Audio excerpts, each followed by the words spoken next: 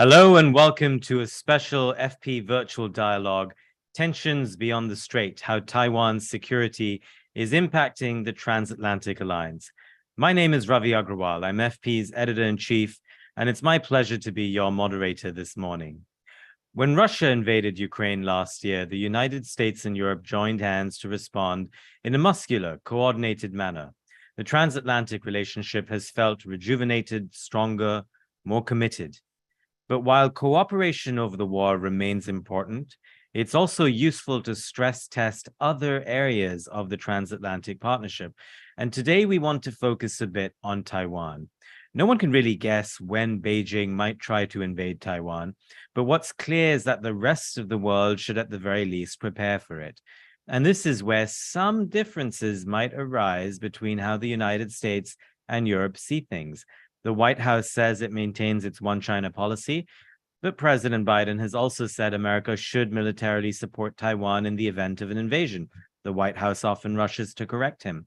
Europe's position is even less clear. Brussels has its stance, but then individual countries often propose their own ideas too. French President Emmanuel Macron has called for a sovereign Europe, one that doesn't walk in lockstep with Washington.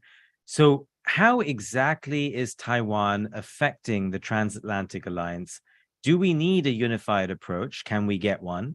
Can Beijing exploit differences? That's what we're here to discuss today, and I have some terrific guests to guide us through a discussion. But before diving in, I'd like to extend a big thanks to the Wilfried Martens Centre for European Studies for helping us make this event possible. A few housekeeping notes. We have thousands of people tuned in and watching our live streams on social media. We want to hear from you. If you have questions, I will try to bring you in. How? It's easy. On Zoom, just click on the Q&A button, tell us your name, organization, where you're writing in from, or you can email us at events@foreignpolicy.com. And there's a hashtag for social media. There always is. That's hashtag Beyond the Strait. So send in your questions. If they're great, the team will pass them on to me, and I'll try and bring them into the conversation. So let's get started. My first guest is Laura Rosenberger. She is the chair of the Board of Trustees of the American Institute in Taiwan. She was previously senior director for China in the National Security Council. Laura, welcome. Thanks for joining us. Thanks so much, Ravi, for having me. It's great to be with you. Great to have you on. So, given your new role and given that we're talking about Taiwan and the transatlantic relationship, I suppose we should start with just Taiwan itself. And I know you've spent some time there recently. Why does Taiwan matter so much to the world? Well, thanks so much, Ravi. And I think it's a really important starting point for the conversation. So thanks for kicking off with that. I would say, I think a few things are really notable when it comes to a broad understanding, including in transatlantic conversations about why Taiwan matters. And if I might just sort of back up for a second, I think the United States has long realized and understood that Taiwan and peace and stability across the Taiwan Strait is a matter of international concern. In fact, if you look back, the Taiwan Relations Act itself actually says that peace and stability in the area are in the political, security, and economic interests of the United States and are matters of international concern. That has been a fundamental premise of U.S. policy and U.S. approach. And again, peace and stability across the strait really is an orienting principle for the United States. I think that is something that has become increasingly a shared perspective across the Atlantic and even more globally over the past few years. I think there's a number of reasons why this has been the case. I think number one is, leaders in Europe and other democracies are seeing just the critical role that Taiwan plays as a beacon of democracy in the region and as a model for democracy, both in the Indo-Pacific, but also globally. This came through as well as the world learned important lessons from Taiwan during the early days of COVID, when Taiwan provided a really strong model for how democracies could manage, including using technology, ways to handle the pandemic in a manner that was very supportive and in line with principles of democracy and human rights. So I think that's one one piece of it. I think another piece of it is a realization that the critical role that Taiwan, as a very large and thriving economy, free market economy, plays globally in the economic system. Taiwan is a huge trading partner for the United States, but also plays a really critical role economically with other countries in Europe and around the world. We see this in particular as well in the technology sector, where the semiconductor crunch that many of us experience with the crimped supply chains during the pandemic is something that really brought home to people the ways in which Taiwan's really critical role in the semiconductor and other technology fields really plays an essential role in our technology ecosystem. I think thirdly, we've seen an increased understanding of, frankly, the waters around Taiwan, the roles that they play in global, maritime traffic, the huge amount of economic trade and goods that passes through those waters. And when Beijing has taken actions, like the military exercises that we saw last August, which in some ways, threaten the waters around Taiwan, it really has implications for commercial traffic. So I think that all of these things sort of point to why Taiwan matters and have really raised its profile and the focus that we see from many of our European partners on Taiwan. So, Laura, I hear you on all of that. And I think it's really important to sort of drill down on this just a little bit at the start of this conversation we're having today. Critics will say that a lot of what you're describing is partly U.S. posturing, that America doesn't really care about democracy. If it did, it would be tougher this week on India's Narendra Modi about the situation in Kashmir. If it really did, it wouldn't be sending top diplomats to Saudi Arabia. So of the 3 points you mentioned, democracy, yes, but again, critics will say, well, the amount of interest in Taiwan isn't commensurate with purely its sort of democratic nature. Instead, what it really might be about, critics would say, is competition with China and semiconductors in a more sort of realist worldview. Yeah, well, I mean, first of all, to be clear, the United States has long valued Taiwan as a beacon of democracy in the region. That's a longstanding principle. Taiwan has upcoming presidential elections. The United States very strongly supports those free and fair elections and the process by which the Taiwan people choose their leaders. And so that is something that has been a very strong point for the United States. It's why Taiwan has been invited to participate in the 2 summits for democracy.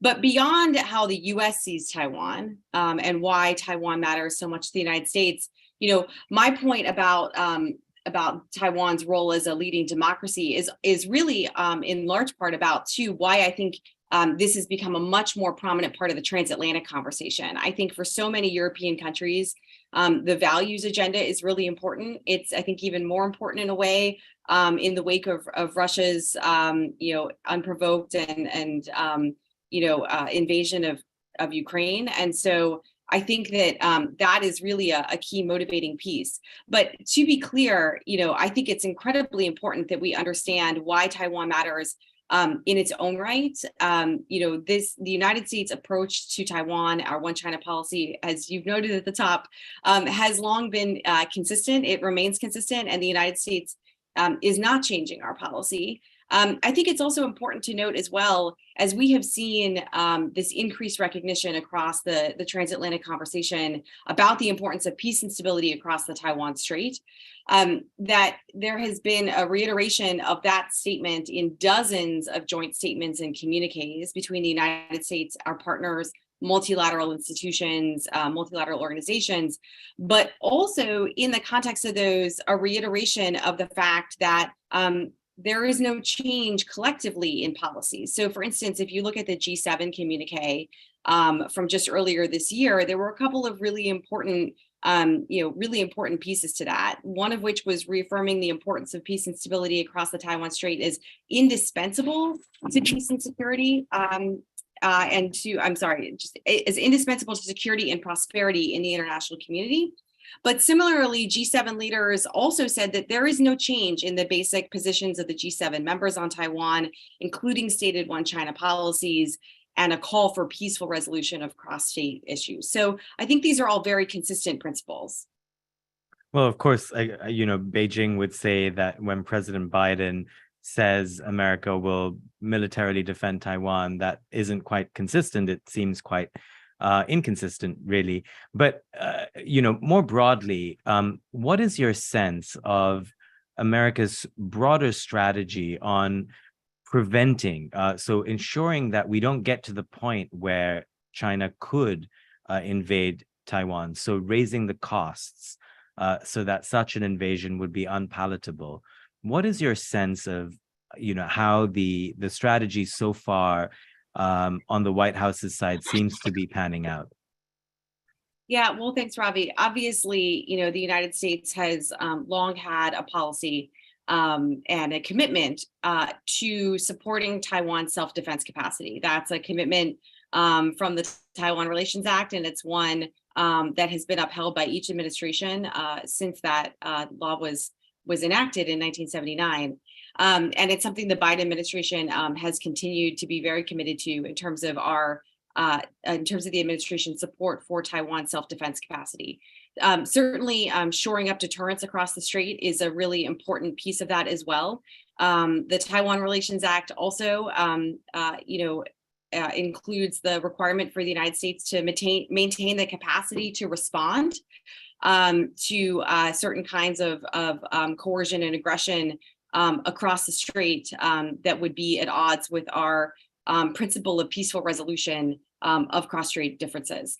So, that combination of deterrence and supporting Taiwan's self-defense capacity, building Taiwan's resilience is incredibly important. But I also think it's important, and panning back out to the point, the broader conversation we're having here about the focus on this issue in the transatlantic conversation, I think it's incredibly important that Beijing know and understand that this isn't just a concern for the United States. This isn't just something that would really have implications for the United States in terms of something that would undermine the status quo or peace and stability across the strait. That this is something that would, in fact, really raise concerns around the world with key partners that Beijing is reaching out to. And I think it's really important. I know you highlighted certain European leader comments in your opening remarks, but I would also note very, very strong comments that we have seen from other European officials. From High Representative Borrell of the European Union, from Germany's Foreign Minister Baerbock and others who have really underscored their commitment to and the importance of peace and stability across the strait, their direct conversations with Beijing about those issues. And so I think that there really is a sense of making sure that Beijing understands the broad international implications and attention to peace and stability and maintaining the status quo across the Taiwan Strait. Laura, I was going to ask you about Europe, but you took us there anyway. So I'm going to thank you for your time and your thoughts on this, and I know we'll continue the conversation. Great to have you on. Thanks so much. I want to remind everyone watching this broadcast that we'd love to hear from you. So send in your thoughts and questions. I'm going to try and weave in some questions as they come in. In Laura's case, I only got 3 in, but I'm very much hoping I will be able to put some of your questions to our panelists and guests coming up. In a few moments, we will have Senator Chris Murphy. He'll be joining us shortly. But for now, I have a terrific panel. And so I'm pleased to welcome Graham Allison. He is the Douglas Dillon Professor of Government at Harvard's Kennedy School. Susan Thornton is a visiting lecturer and senior fellow in the Paul Tsai China Center. That's at Yale Law School. And Klaus Welle, Academic Council Chairman at Wilfried Martens Centre for European Studies. Welcome, all of you. Great to have you on. All right, I see you all there. Graham, let me start with you. When you were listening to the conversation I was just having there with Laura, is it your sense that the differences between Europe and the United States when it comes to China and Taiwan, is it your sense that those differences are exaggerated in the media, or do we not, in fact, portray them as they actually are? A good question, and Laura was a good place to start. I think my impression is that if we look at the views of the governments, there's still a wide difference between the dominant views in the current U.S. government and the dominant views in the major European governments. And secondly, that if we look at the public opinion, there's a big gap between American views and European views, and that they were pretty well captured in that European Council of the European Council on Foreign Relations report published just 2 weeks ago, which suggested that this was now public opinion, that twice as many Europeans regard China as a necessary partner as think of it as a rival, and that if there were a conflict between the US and China over Taiwan, 2/3 of the Europeans prefer to stand aside. That was the public opinion poll. So I think there's still a pretty big gap there. Let me bring in Klaus, who's in Brussels. Klaus, when you hear the difference in public opinion between the two countries on China and Taiwan, how do you think that affects policy? Mm-hmm. Yes, thank you very much for this question and also for the cooperation with us here in the Martens Centre. Maybe let me say first that my engagement with Taiwan goes back more than 30 years ago, because I spent that time as a student writing a paper on democratization in Taiwan. And my conclusion at the time was that this relation is crucial because we can demonstrate that democracy is possible on the basis of Chinese cultural roots. And I think nothing has changed there. So it's absolutely critical that we are supporting Taiwan as much as we can as an alternative model on how citizens can be brought in China. I think a certain divergence of views is normal because the United States is not only energy independent, it's an energy exporter. And also the industrial interrelationship is much weaker than it is between us and China. But make no mistake, we are very clear about the dangers of authoritarian regimes. And in fact, we have to see the conflict between the European Union and Russia and between China and the United States, I believe, together. Russia tries to impose the rules of the 19th century on the European continent against the European Union, which is based on equal treatment. And China is having a look to extend its reach to its neighbors in the Pacific, as we see with the 9-dot line or with the 10-dot line. And it's very important here that democracies stand together. But it's an objective fact that the European Union and its citizens would be much more vulnerable. So I think we have to do everything to avoid that military conflict is breaking out. If it were ever to be break out, we have an additional difficulty, and this is that because of decreased defense spending, the United States can no longer maintain two conflicts at the same time. So we also have to ask ourselves in Europe, in such a case, how can we defend ourselves properly against Russia, because that conflict is not going to end very soon. That means we have to create, from my point of view, an internal market on armament, standardization, invest in the new budget more on transport and logistics, deal with critical capabilities gaps, which we are having here, because that will be crucial with the United States, whose focus at the end of this war will shift much, much more to Asia than it already has. Susan, let me bring you in.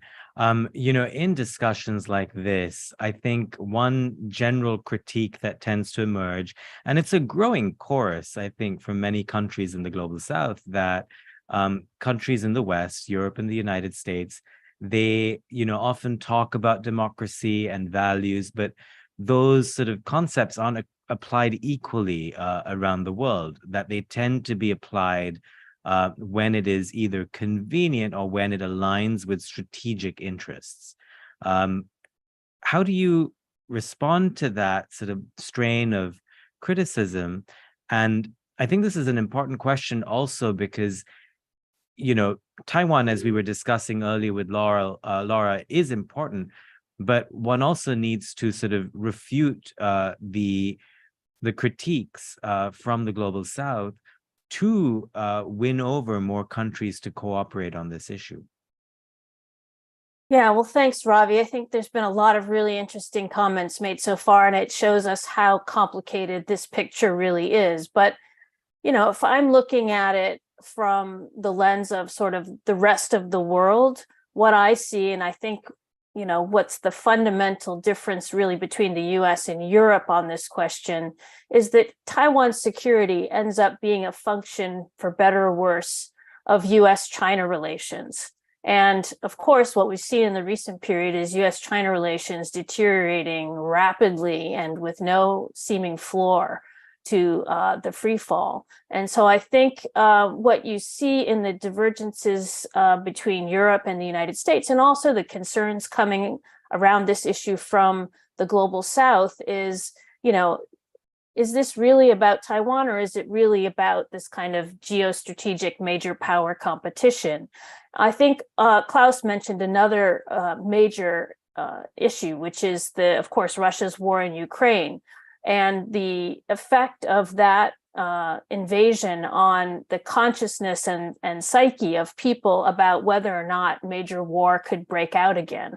I do think China is not Russia. I think it's a mistake to try to link these two conflicts in the way that it's happened.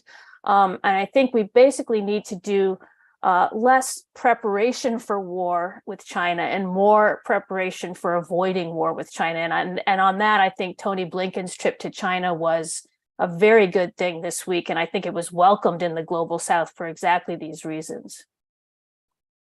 Well, Susan, you just answered a couple of questions from our audience all in one go. Syed Muhammad Ali was asking if Secretary Blinken's visit was a signal that things are getting relatively better.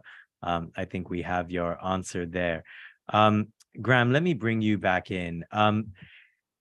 Is it your sense that EU member countries are aligned with each other on China policy? And is that important in a discussion like this about transatlantic sort of coherence? Well, Klaus is a more authoritative on this, but I've watched the European picture for a long time. I'm somewhat romantic about the European experiment. I think it's the most ambitious political experiment since the creation of what's now the United States. But that's on the one hand. On the other hand, if you look at the details, it's a long work in progress, and a step forward and a step back, or 2 steps forward and 3 steps back. So the divisions within Europe are huge. Europe is actually not an actor internationally. Europe is a geographic arena, much like Asia. It has institutions that are capable of acting in some arenas. But if you look at the differences within Europe, they are, as you know, they cover the whole spectrum. So one sees comments made by the European institutions and their leaders that try to portray a coherence and provide as much evidence of that as possible. But you have President Macron, who from time to time speaks up, and you can be sure that what he says in public is only half as extreme as what he says in private. So he believes completely in strategic autonomy for France and for Europe. He believes that the Europeans should be capable of defending themselves against Russia. On the other hand, as you see across the European experience, they are not prepared to build a capability to defend themselves against Russia. and continue to be more and more dependent on the US. And I think the Russian invasion of Ukraine has actually gotten the US more and more deeply involved in what will be a continuation of its role as the backbone for the security of Europe. And that's obviously creates a whole lot of complexities in Germany and in the new states of NATO. So I think this is a struggle that'll go on, a step forward, a step back, two steps forward. And I think you see that in the arena with China as well, where I think Susan's exactly right from a European perspective.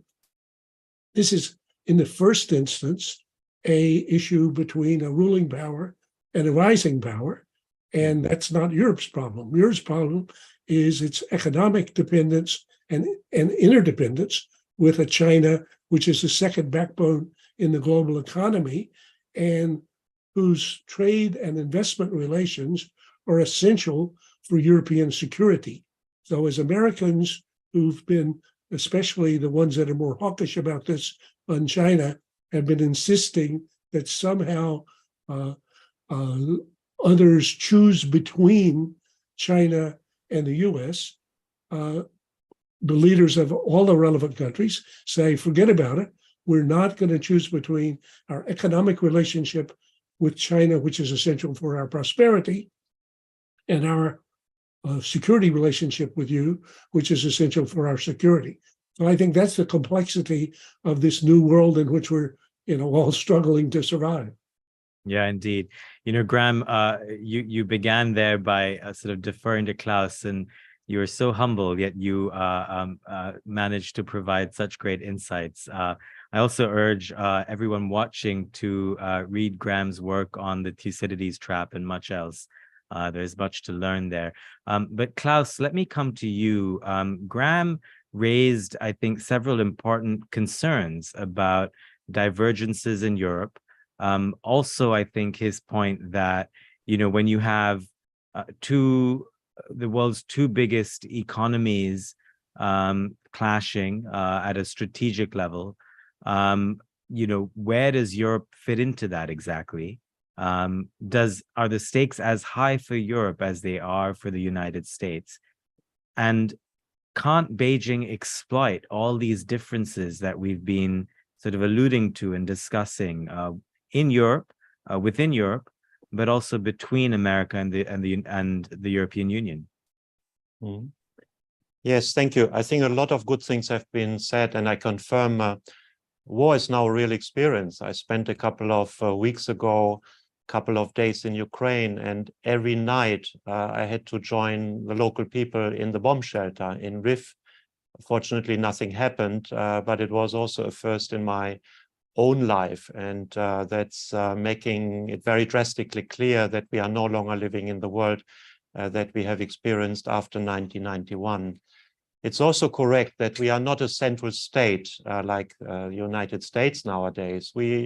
We are 27 states, 440 million people, and we are a bit like the United States towards the end of the 19th century, where geographical expansion had not just been finalized. We have our borders now in the north, in the south, in the west, but in the east, a couple of things need to be done. So we are not a global power. We're having regional influence, and therefore our possibilities are also more limited. I have to say a positive word on the debate on strategic autonomy, because for me, it's simply the capacity to deal with external shocks. And those external shocks have been coming now regularly since 2008, since the financial crisis. And our own democratic stability depends on that we can deal with this on the European Union level, because we've seen one time after another that the member states individually couldn't cope with it. Neither with the financial crisis, nor with the migration crisis, nor with COVID, nor with now the Ukraine war. And therefore, the European Union had to step in, and it became now the second biggest donor for Ukraine after the United States, even though it was not part of the Budapest memorandum. We start to finance weapons acquisitions by Ukraine. And NATO and the European Union, to a certain extent, in times of the weaponization of everything, become complementary. It's true that China tries to exploit the fact that European foreign policy still is still in its beginnings. So it likes to invite different prime ministers, heads of state and government who are proud to represent maybe 60 million. But 60 million in China, that's the size of a bigger city. So I think it has shown the urgence that we develop a real unification in foreign and security and defense policy on the European continent to be taken a bit more seriously and also have more impact, both on Russia, but also on China. Klaus, I'm going to stay with you and ask you a question that has come in from a member of our audience. This is Angel Petrov, who asks, do the differences in European positions with regard to Taiwan, which make it speak with more than one voice, put it in a suitable place to be an intermediary on the Taiwan issue if tensions between the United States and China escalate? I think maybe it could be helpful that we convey the argument to the Chinese that really it's not in their essential interest to resort to violence. I mean, we have both accepted, both the European Union and the United States, the approach of one China, but we have to insist that whatever is the solution, it's found in a peaceful way and that violence is not acceptable in the 21st century. So I think in that sense, the European voice in China counts because, yes, we are interdependent with China, but let's not forget, China is also interdependent with us. So it's mutual. China must have a huge interest. According to my information, youth unemployment is already very high in China. Their past growth model doesn't work anymore. I think the least thing the communist regime needs is now additional economic and social insecurity, because they go into the adventure of a military conflict over Taiwan. They need that stability at least as much as we do.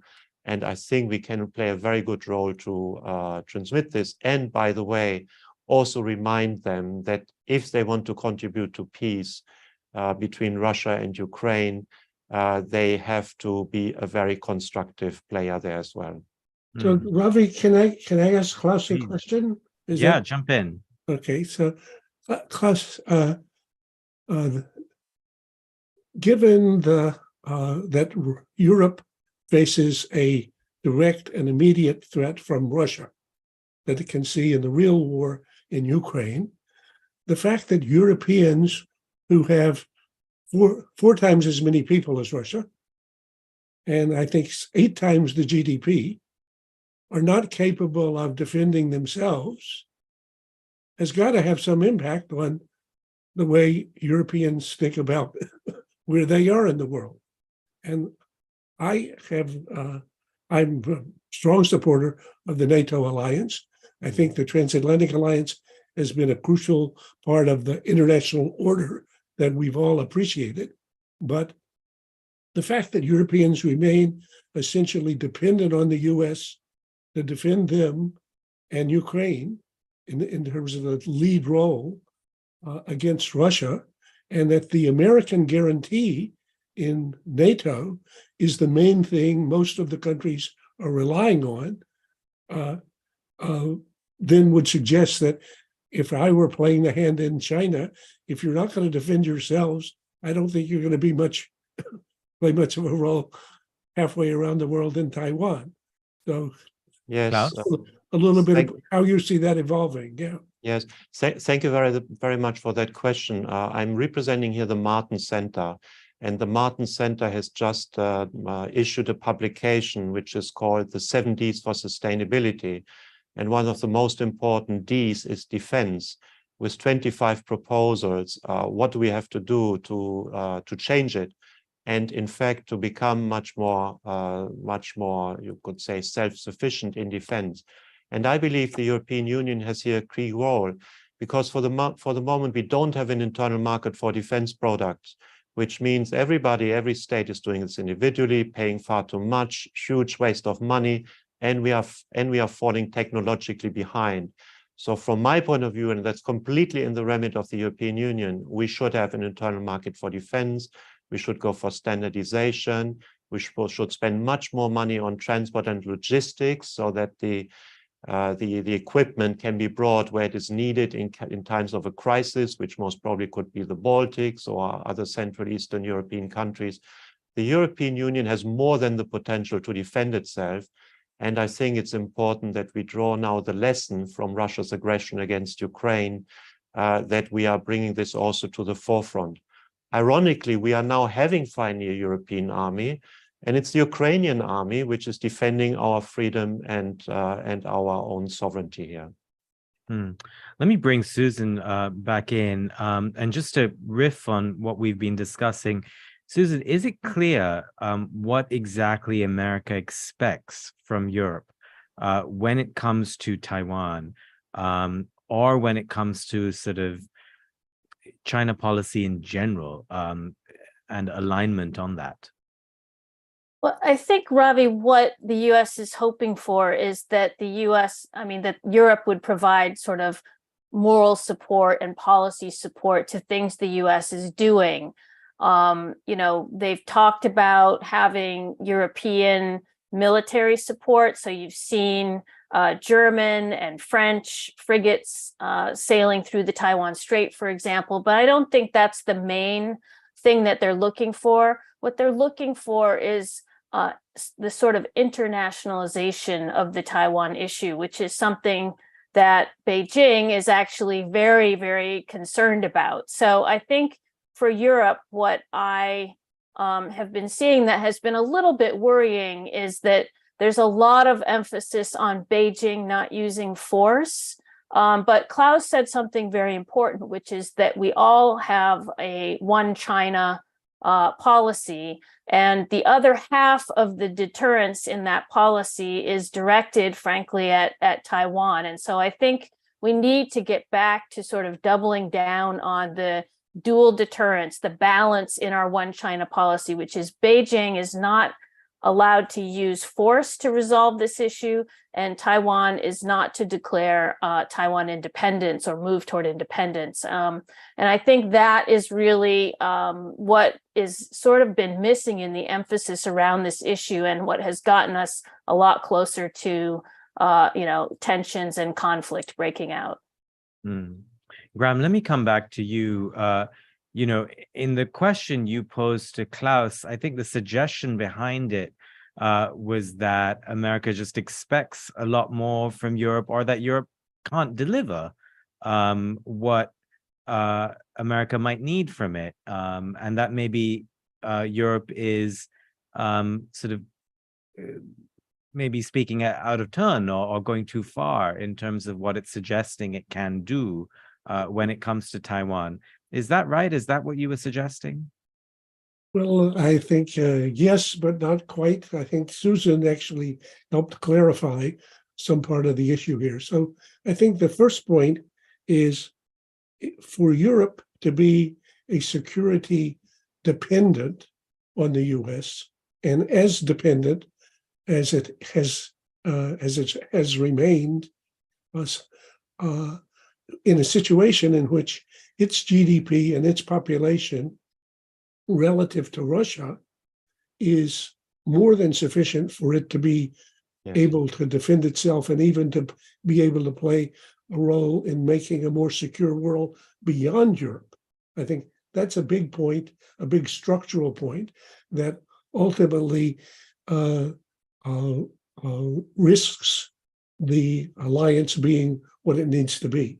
But I think Susan's point is also precisely right, that in thinking about Taiwan, as well as thinking about the rest of the global South, the European-American alignment of values and interests, if acting coherently together, can have a much more powerful voice than the parties acting alone. So to the extent that Europe could play a role in reminding everybody that the one China policy is about both, as Susan said, China not changing the status quo of one China by force, but is also about Taiwan or others not trying to change that status quo by declaring themselves an independent country, that those two go together, and the Europeans' voice could be relevant in both situations. Klaus, I'm going to give you the last word, but we'll have to make it a fairly quick answer if you can. There seems to be just a little bit of a conflict here in that, on the one hand, we're discussing internationalizing the Taiwan issue and to bring sort of more voices in, more convergence. But then the notion of citing democracy as a reason or values, that might make it harder to internationalize Taiwan as an issue. And so instead, sovereignty or interests might be stronger. But last word from you, just looking forward, what do you see as the best framework for Europe and the United States to agree on why this matters and how to bring in other parts of the world to cooperate on this as well, to make sure, I think, first of all, that China doesn't invade Taiwan? Yes, thank you. I mean, very often this difference is being made up between democracy and interest on the other side. I would argue that democracy is our first interest. And I think we are paying also partly a price for the last 30 years, where we said the system conflict is over and now it doesn't matter, and we just produce where there's the lowest price, and democracy, in fact, doesn't matter. And that prime decision taken after the collapse of the Soviet Union in 1991 is now coming back to haunt us, and we are paying a very, very heavy price for this. So I'm in agreement with interest, but our first interest, I think, is at least to defend our democracy and to support other democracies in their own struggle to defend themselves. I think altogether, if we are aligned, the United States and the European Union, we have so many international contacts. We are so much connected around the world that I think we can make our case. I believe we should maybe bring together democracies of a continental size. I just had today a very interesting exchange with some, let's say, leading thinker from Brazil, India, with all the difficulties they have, but they try their best. I think we have to organize and we have to show that democracy matters. If we don't give importance to democracy, why should other people do that? Klaus Welle, you are the Academic Council Chairman at the Martens Centre for European Studies. I thank you for your time, and thanks also to Susan Thornton from the Paul Tsai China Center at Yale Law School and Graham Allison at Harvard's Kennedy School. Thank you to all three of you for your insights and thoughts. Thank you. Thank you. We have a bit more time left, and I'm honored now to bring to our program Senator Chris Murphy, representing Connecticut. He's also a member of the Senate Foreign Relations Committee. Welcome, Senator. Great to see you again. Thanks so much for having me. So we've been sort of slicing and dicing this issue from a variety of sort of angles. But, you know, one of the things that we sort of touched on earlier was how, you know, formally the United States adheres to the one China policy. President Biden sometimes has said things that go against that. Several times, in fact, in public, he said that the United States would come to Taiwan's defense militarily. Is that part of a strategy, this sort of mixed messaging? Well, I caught the end of what I thought was a very good discussion of your panelists, and I was glad to hear them point out that the one China policy, of course, has been dependent on an understanding in Beijing, right? That Beijing would not take steps to militarily change the current dynamic. And there's just no question that President Xi is making plans to give him the option of using military force to overtake the island of Taiwan. And I think it's just common sense for the United States to adjust our policy to that new reality. I don't think that means abandoning the one China policy, but it does mean recognizing that both the rhetoric and the planning on the military side and the political side have been ratcheted up by Beijing, and thus our policy needs to adjust as well. And so I think that that's a really important part of the discussion here. How do we continue to flow support and aid to Taiwan, which is required by the Taiwan Policy Act, without fundamentally changing the one China policy, which I would argue has worked for decades. So I think that's the moment that we live in today. I think understanding that there's no reason to abandon policy, while understanding that we need to adjust to the realities that Beijing has created. So just to be clear from your stance then, if China, keeping in mind that everything America is trying to do is to prevent China from attacking Taiwan, but were China to attack, what does the White House do? Well, although it's not officially part of the one China policy, administration after administration has observed what has been commonly referred to as this policy of strategic ambiguity. And you can argue that the Biden administration has artfully implemented the policy of strategic ambiguity by having a president occasionally engage in very fulsome defenses of Taiwan and our right to militarily protect Taiwan, but without fundamentally changing the legislative underpinnings of that policy. So listen, it will be up to the American people as to whether the United States would expend military resources to protect Taiwan. That is a decision that cannot be made without an authorization of war. And so if those circumstances were ever to arise, it would be my responsibility and the responsibility of every single member of the Senate to consult with their constituents as to what the right approach would be. But I frankly agree with the position that the Biden administration has taken, which is to reserve that right. And I frankly don't think it accrues to our detriment to keep the question open as to whether or not the United States would come to Taiwan's defense. That ultimately is a question for Congress. It's a question for the American people, and it'll be a robust debate if and when that moment arises. We all hope it doesn't. One thing that struck me in your answer there is the role of the American people. And, earlier in this conversation, we were looking at a poll that compared how Europeans feel about China and Taiwan versus how Americans do. And let me put it to you, how much do you think the average American cares about, let's face it, a place that is a very far ways away? How much do you think there will be a willingness on the part of the American people to expend a lot of military resources and finances while America is sort of backing another war that's taking place in Europe? Well, pay attention to the amount of time that Congress spends talking about China. Pay attention to the number of times China is mentioned in political campaign commercials when it comes election time. That is reflective of an American public that cares about China. It is reflective of an American public that feels like it has gotten screwed by the post-war neoliberal economic order, in which their jobs, their decent, good-paying jobs with benefits, got shipped overseas, many of which to China, and the promise that better jobs would return to the United States or would replace them in the United States just never came true.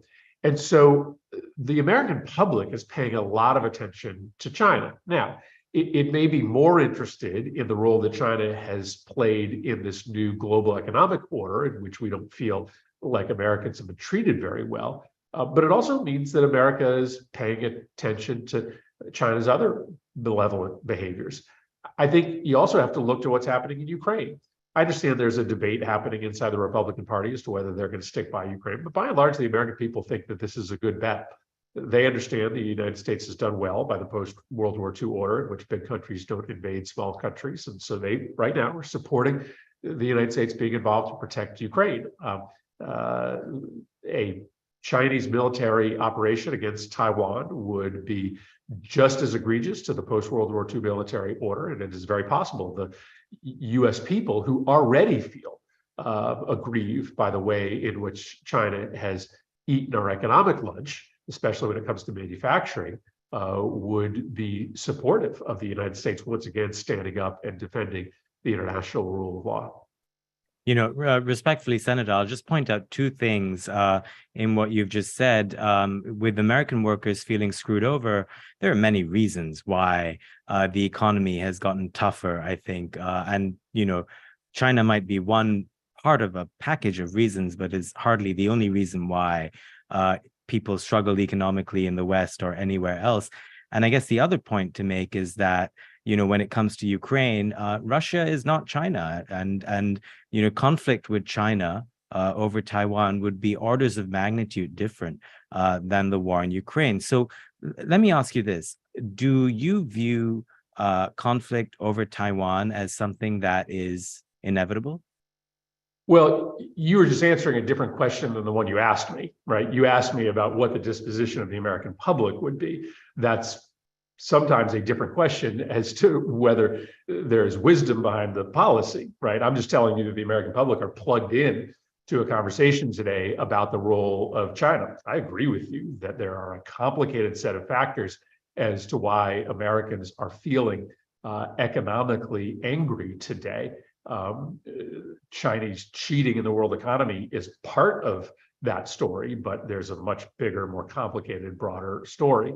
And I also agree with you that the consequences of a conflict are much more serious, which is why you know, I have often been the leading edge on the Senate Foreign Relations Committee of trying to assure that we don't make a conflict with China over Taiwan inevitable before it's inevitable.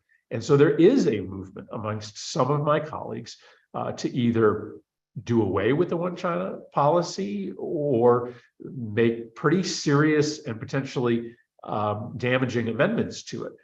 For instance, providing an implicit security guarantee or recognizing symbols of sovereignty that start to make it look like we are in fact giving implicit recognition to Taiwan.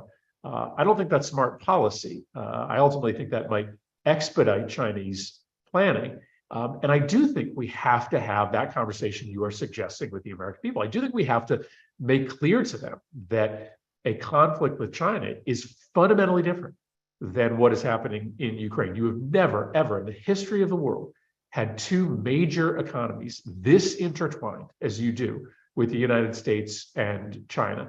Our hope is that that interconnection is part of what prevents war from breaking out. But there's no need to take steps today, major amendments or repeal of the one China policy that perhaps expedites a conflict before it's necessary. Senator, we only have a little bit of time left, so I want to bring us to Europe now, since that's sort of the basis for why we're here today.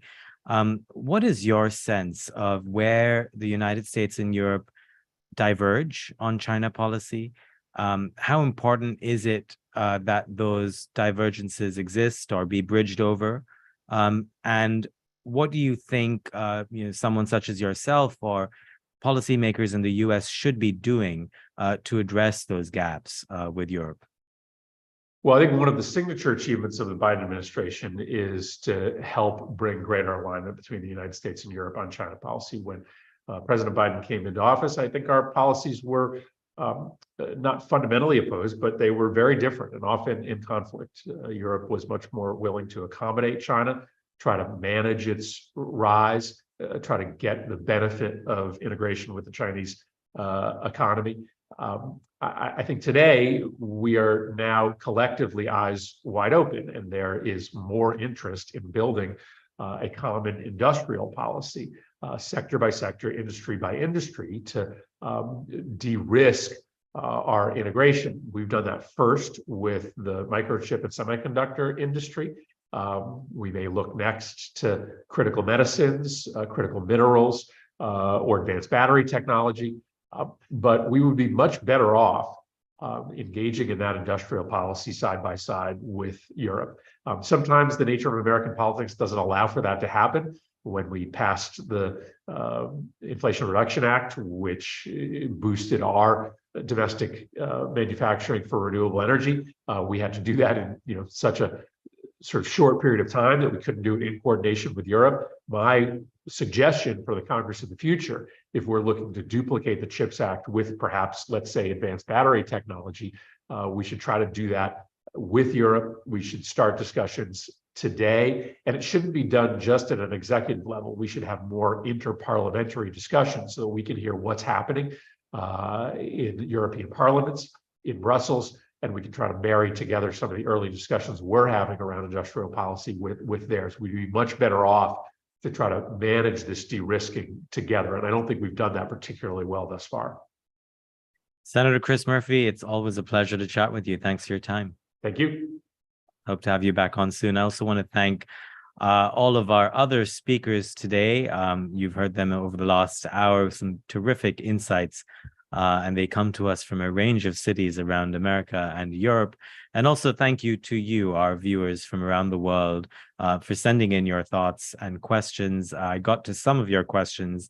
My apologies if I couldn't get to you, but know that we've been looking at the questions come in, and they've certainly shaped our discussion. We've been channeling some of your thoughts and views. A big thanks again to the Martens Centre for supporting today's event. And of course, as this particular topic progresses, you'll know that it's an important topic that FP will continue to cover. Stay with us for lots more updates from FP on foreignpolicy.com. You can look at our events on foreignpolicy.com/events. That's it from me. Take care. See you soon. I'm Ravi Agrawal, FP's editor-in-chief. Until next time.